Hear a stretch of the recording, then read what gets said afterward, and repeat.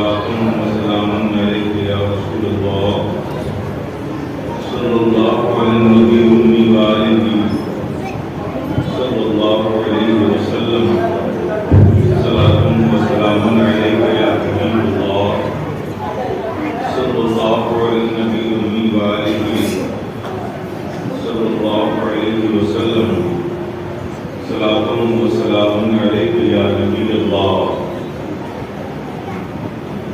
بسم الله الرحمن الرحيم. بسم الله الرحمن الرحيم. باب كيف كان بدء الوحي باب كيف كان بدء الوحي إلى رسول الله صلى الله عليه وسلم إلى رسول الله صلى الله عليه وسلم وقول الله عز وجل وقول الله عز وجل إنا أوحينا إليك كما أوحينا إلى نوح والنبيين من بعده. حدثنا الحميدي قال حدثنا سفيان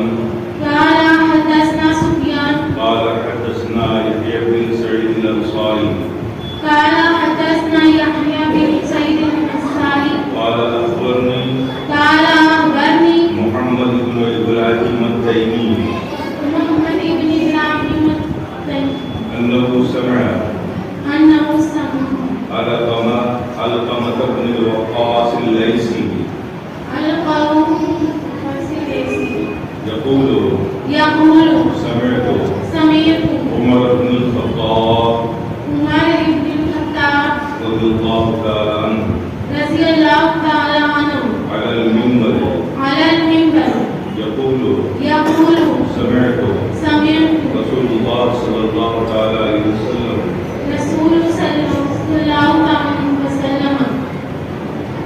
يقول إنما الأعمال بالنيات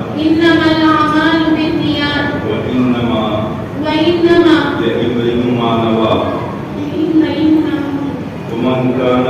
ومن كانت هجرته إلى دنيا يصيبها أو إلى امرأة ينكحها فهجرته إلى ما هاجر إليه.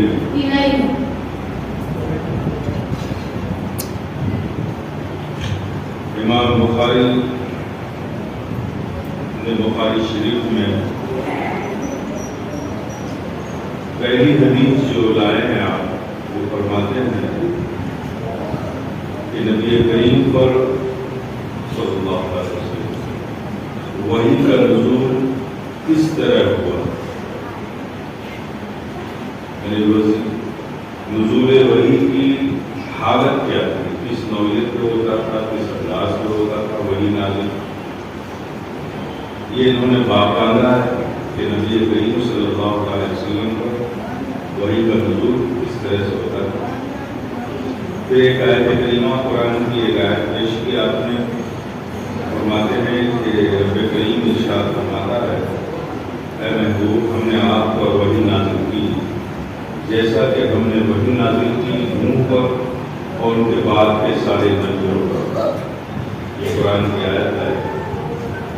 پھر اس کے بعد یہ بات ختم کر دی اور پھر بات فرماتے ہیں کہ ہم سے حدیث بیان کی حمیدی نے، اور وہ فرماتے ہیں کہ ہم سے حدیث بیان کی سفیان نے، اور وہ فرماتے ہیں کہ ہم سے یہ حدیث بیان کی یحییٰ بن سعید الانصاری نے، وہ فرماتے ہیں کہ ہمیں خبر دی محمد ابراہیم تیمی نے، وہ فرماتے ہیں کہ ہم نے سنا علقمہ ابن وقاص لیثی سے، اور وہ فرماتے ہیں کہ ہم نے عمر بن خطاب کو منبر پر کہتے ہوئے یہ سنا. وہ فرماتے ہیں حضرت عمر بن خطاب رضی اللہ عنہ ارشاد فرماتے ہیں کہ ہم نے نبی کریم صلی اللہ علیہ وسلم یہ فرماتے ہوئے سنا انما الاعمال بالنیات، عمل کا دار و مدار نیت پر ہے. وانما لامرئ ما نوى، جو اس کے لیے وہی ہے جس کی اس نے نیت کی. ومن کان ہجرتہ میرا دنیا، جس نے دنیا کے لیے ہجرت کی تو اس کے لیے وہی ہے، اور جس نے کسی عورت سے نکاح کی تو اس کی ہجرت اسی کی طرف ہے جس کے لیے اس نے ہجرت کی۔ یہ ایک جو حدیث پیش کی اور جو بات آئی اس کا میں نے ترجمہ کر دیا۔ اب یہاں پر ایک بات قابل غور ہے کہ حضرت امام بخاری باب باندھ رہے ہیں کہ وحی کا نزول نبی کریم صلی اللہ تعالی علیہ وسلم پہ کس طرح ہوا۔ عنوان یہ ہے باب بھی باندھا، اور پہلی حدیث لائے انما الاعمال بالنیات، عمل کا دار و مدار نیت پر۔ باب باندھا کہ وحی کا نزول کیسے ہوا، تو بجائے اس کی حالت، اس کی کیفیت بتانے کے جو پہلی حدیث لائے وہ کیا لائے؟ انما الاعمال بالنیات، عمل کا دار و مدار نیت پر۔ اب جو باب ہے اور جو پہلی حدیث ہے اس میں تطبیق کی کوئی شکل نہیں ہے۔ ہونا تو یہ چاہیے تھا کہ نزول وحی کی جو حالتیں ہیں اس سے متعلق حدیثوں کو لانا چاہیے تھا۔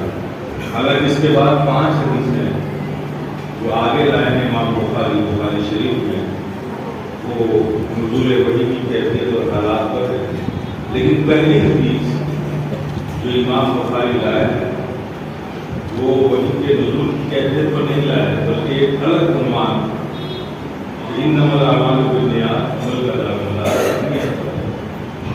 جبکہ اصل تو یہ کہتی ہے کہ جو باب ہے اس کے مطابق حدیث ہونا چاہیے۔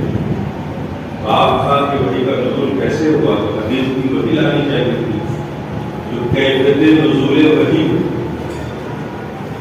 سے باخبر کرے، بتائے۔ لیکن یہاں پر ایسا نہیں کیا امام بخاری نے۔ دراصل امام بخاری کہنا یہ چاہتے ہیں کہ وہ تو ہم بیان کریں گے کہ وحی کا نزول کیسے ہوا، لیکن اس بیان سے پہلے یہ ذہن نشی کر لو کہ انما الاعمال بالنیات، عمل کا دار و مدار نیت پر ہے۔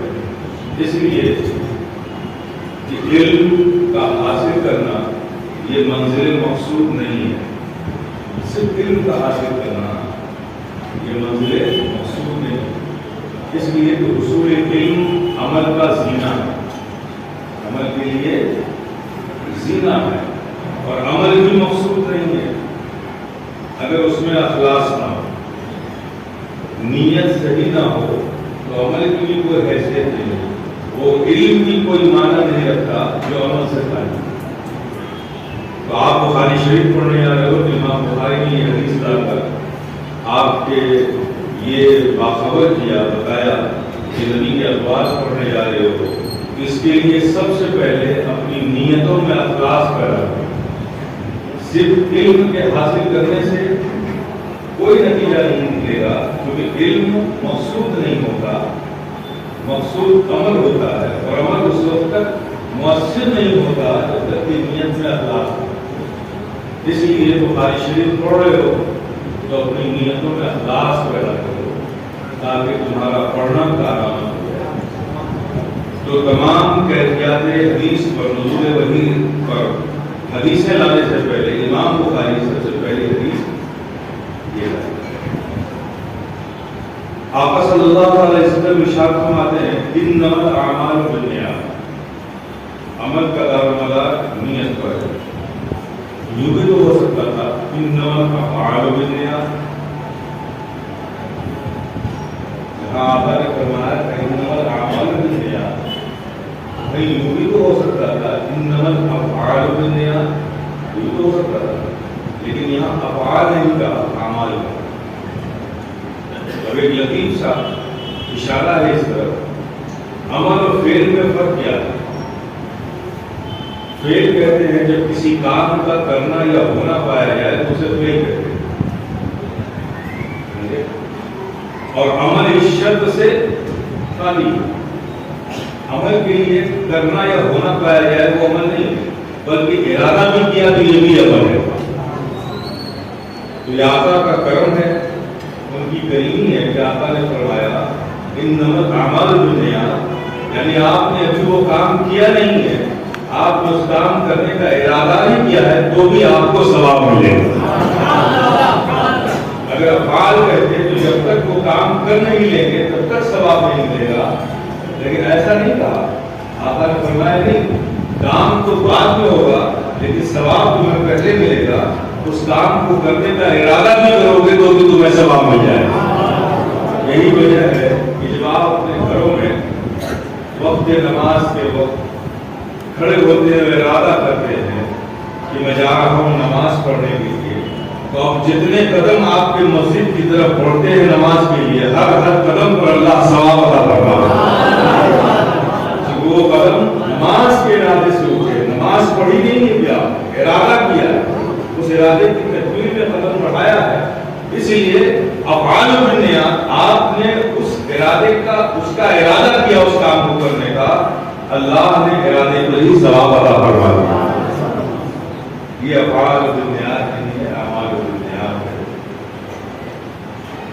یہ تو بات یہاں ہو گئی، چلیے باقی تفصیلی گفتگو انشاءاللہ بخاری کے آخری حدیث پر کرتے ہیں، پھر انشاءاللہ امام بخاری کے بارے میں بات کریں گے۔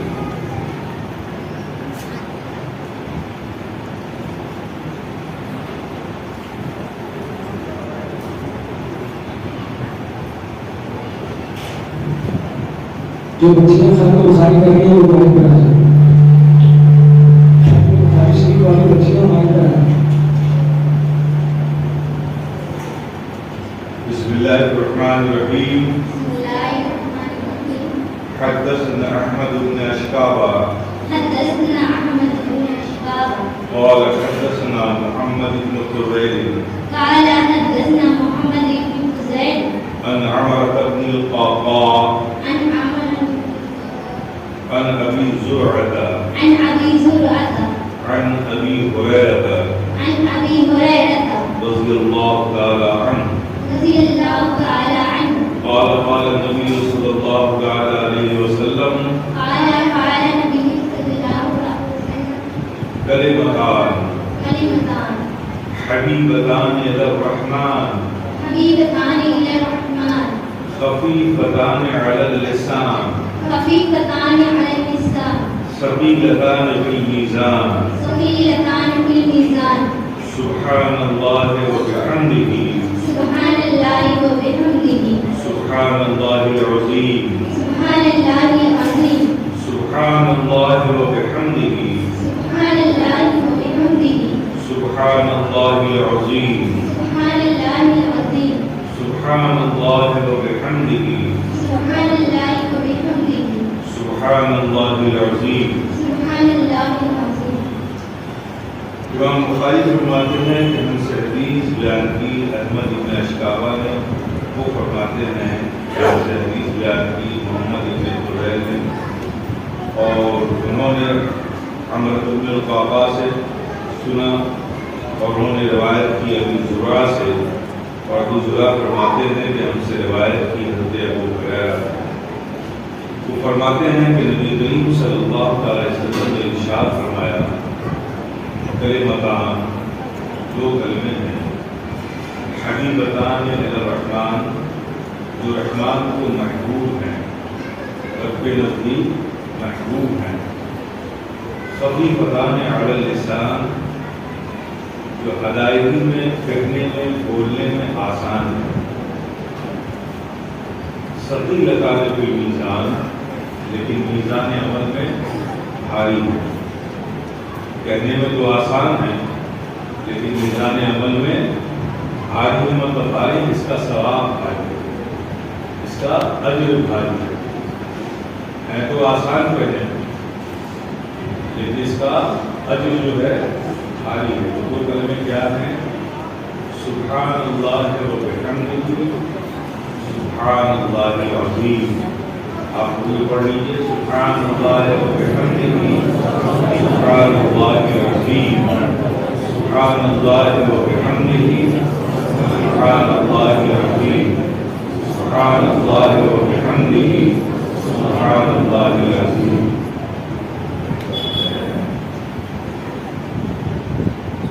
حبیبتان الی الرحمن، دو کلمے ہیں، وہ کلمے کیا ہے؟ سبحان اللہ و بحمدہ سبحان اللہ العظیم. یہ رب کو محبوب نہیں ہوگا.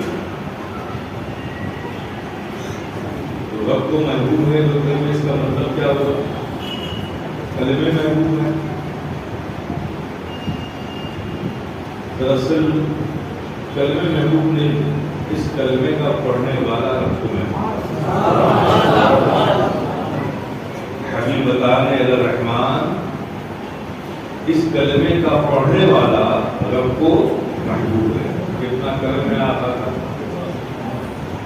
رب کو کیا پسند ہے، ہم اپنی فکر اپنی سوچ کے مطابق وہ کام کرنے کی کوشش کرتے ہیں، پھر بھی ہمارا وہ عمل رب کی بارگاہ میں قبولیت اور مقبولیت تک پہنچا کہ نہیں پہنچا اس کی ہمیں خبر نہیں.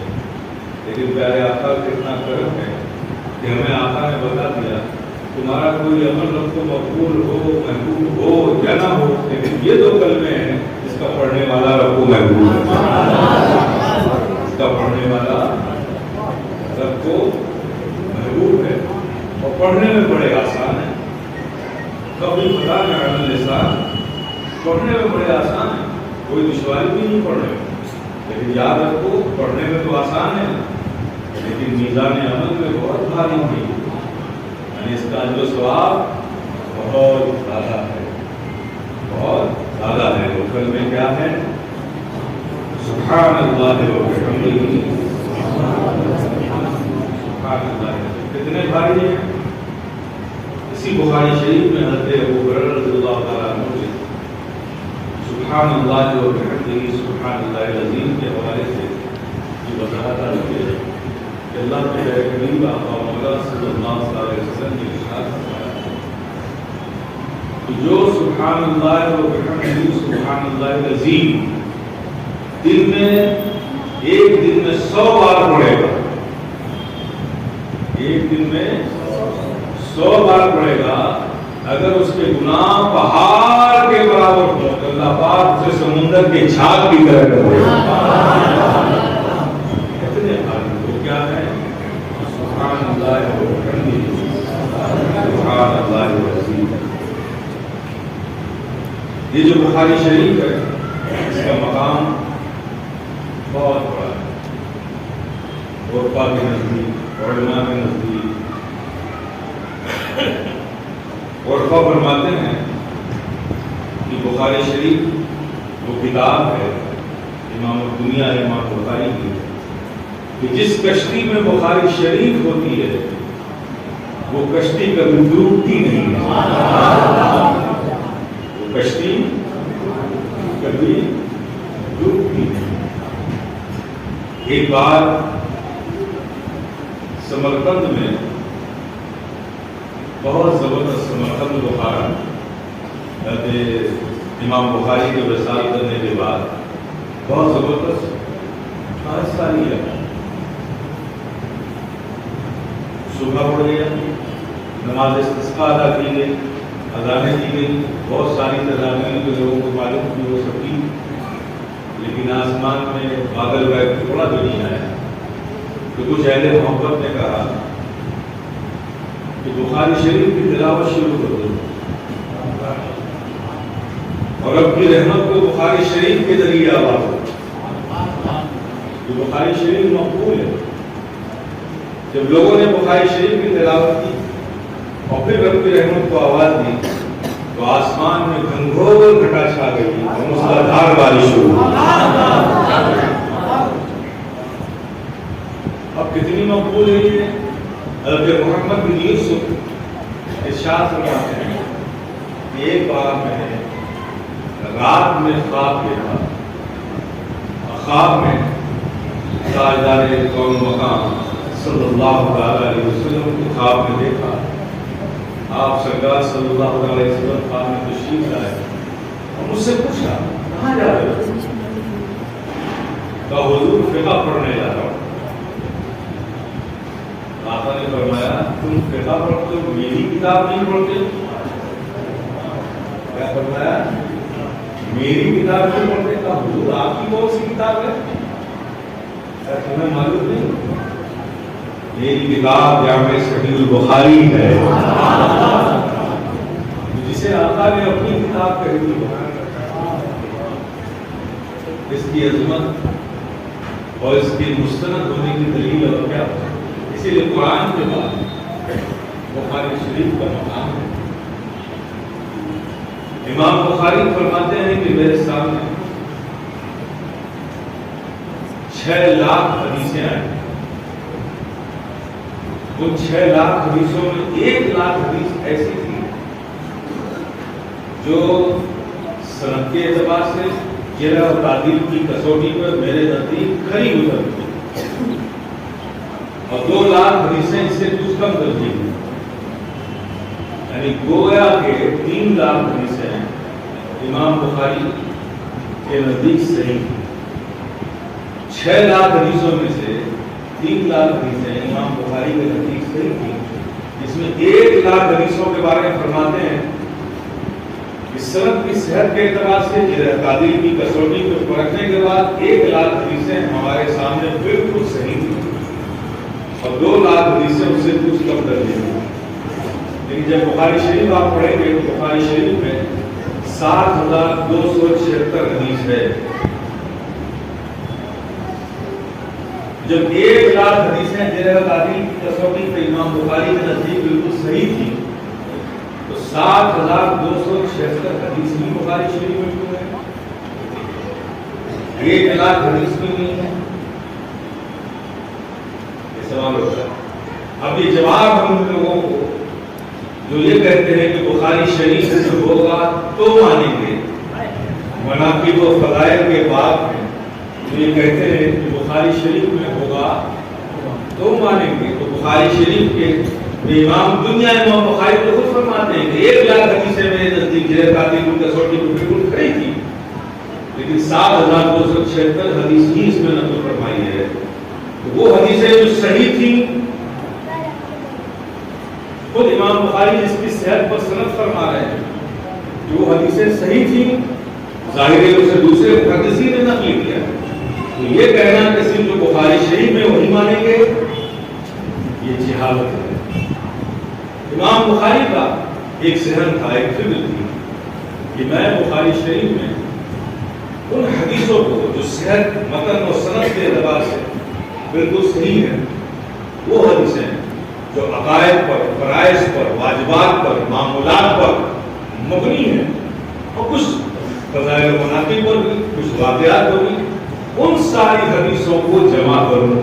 اس لیے بخاری شریف میں وہ ساری حدیثیں 7,276 حدیثیں نقل کی، اور جو دیگر حدیثیں تھیں فضائل و مناقب کے باب میں، اسے امام بخاری نے ترک کیا، چھوڑ دیا، جو کتاب کی ذخاوت۔ لیکن جو ضرورت تھی دین کے لیے، فضائل، احکام، واجبات، عقائد، فرائض، واجبات، جو فضائل کی حدیثیں وہ بھی ہیں، انہی حدیثوں کو اس میں آپ نے نقل فرمایا۔ امام بخاری، امام دنیا امام بخاری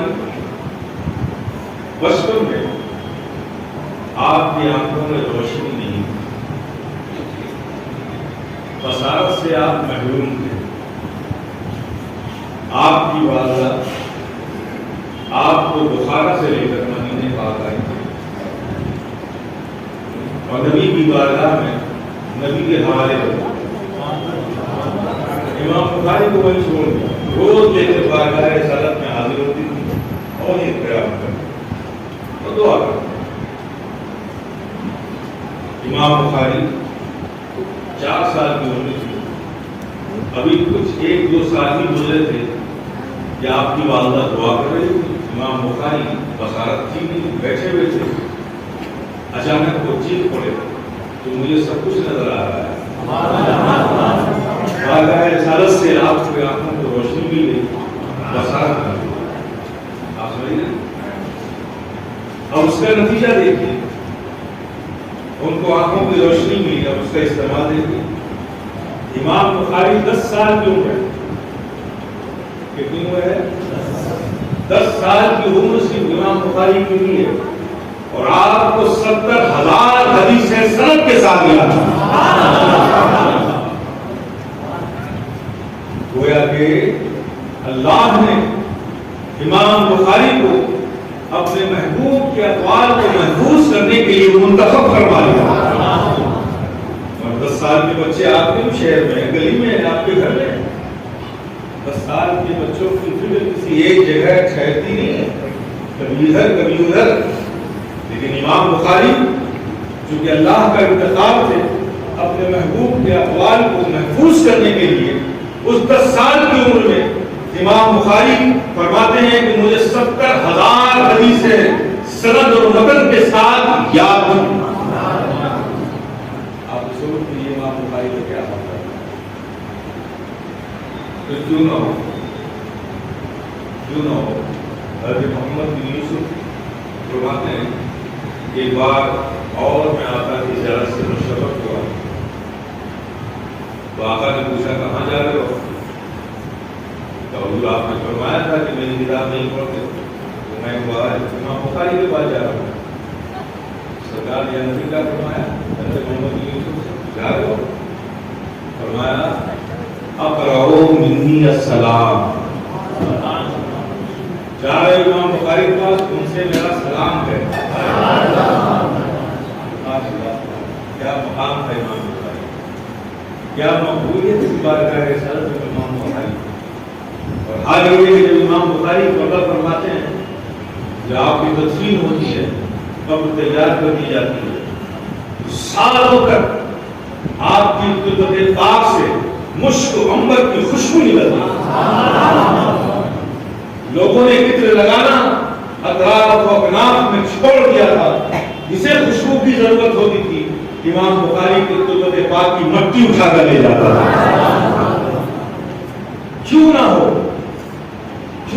مشک و عنبر کی خوشبو, جس کو 10 سال کی عمر میں 70,000 حدیثیں جس کے سینوں میں محفوظ ہو, نبی کے اقوال سے جس کا سینہ عشق رسول کا مدینہ بنا ہوا ہو, اب اس عشق رسول کے سینے سے جو خوشبو نکلے گی وہ سارے عالم کو مہکائے گی. وہ تو تربت کی مٹی تھی, آج بھی اسی عشق کا نتیجہ ہے کہ بخاری شریف ہمارے سامنے محفوظ ہے. آج بھی لوگوں کے دل و دماغ کو معطل کر رہے ہیں. یہ حال ہے امام بخاری کا. اور حافظے کا حال امام بخاری کا یہ تھا. حضرت ہاشم بن اسماعیل یہ آپ کے بچپن کے ساتھی بھی تھے, دوست بھی تھے, اور ہم سبب مشائخین بصرہ کے بعد آپ کو سب جاتے تھے اور ان سے جو حدیثیں سنتے تھے وہ نوٹ کر لیتے. امام بخاری بھی جاتے تھے,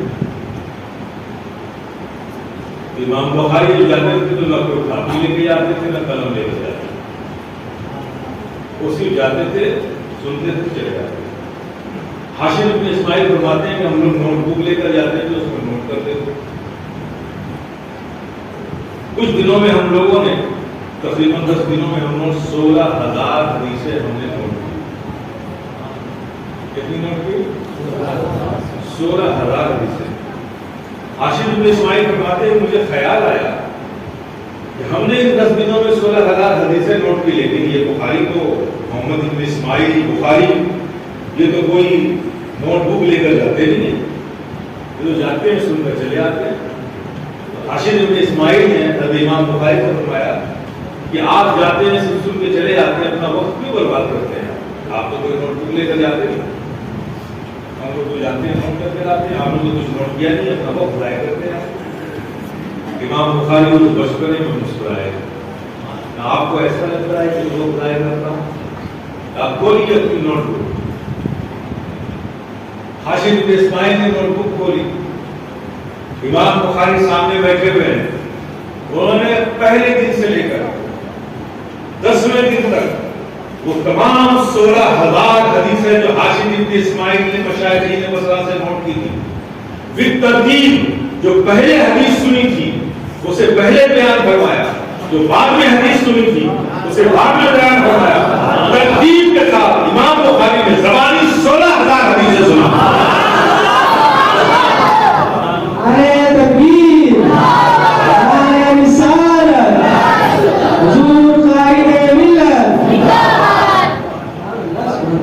ہاشم بن اسماعیل فرماتے ہیں کہ مجھے ایسا